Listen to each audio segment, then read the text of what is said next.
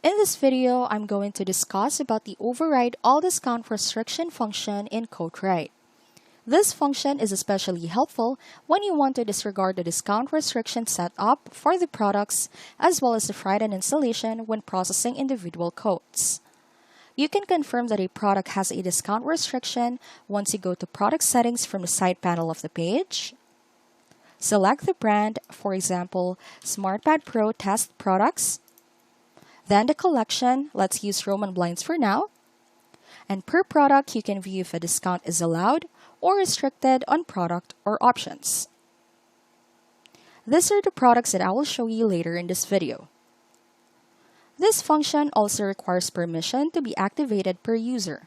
To enable this, the first thing you need to do is go to the Employees page, find the employee and click the Edit button to view the permissions.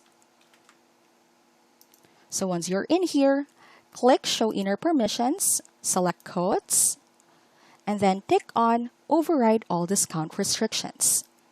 Make sure to click the check button to save the changes. Once this is activated, any discounts will be applied on products where discounts are not allowed in general.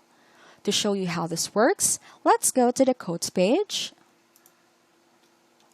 Locate the job you want to update, for example, 20961, and then click Edit Code. So as you can see, I've selected a few products here where discounts are restricted from the product settings. Now to proceed discounting these products, the next step is to scroll down to the total price and press the dollar button to manage prices. A window will default to the Apply Discount section.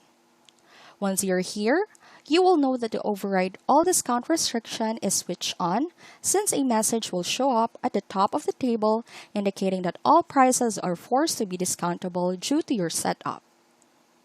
You can also see here the discount type of each product as per the product settings. Let's say there is a 10% discount for these products. Put that in.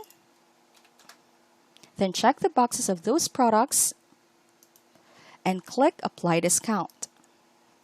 See how the prices change in these fields despite its original setup here. Always click on Save Override or Discount to see the changes. And now the total prices should be discounted on the products. You may also view the changes made from the Manage Prices. Just click the dollar button again. Scroll down the page, and you can view the discounts applied, when it was updated, who updated it, and if the Override All Discount Restriction function is turned on for the rep who processed the discount. So that's it for today. I hope you find this insightful. Please check our other videos to know more about the advanced coding in the system.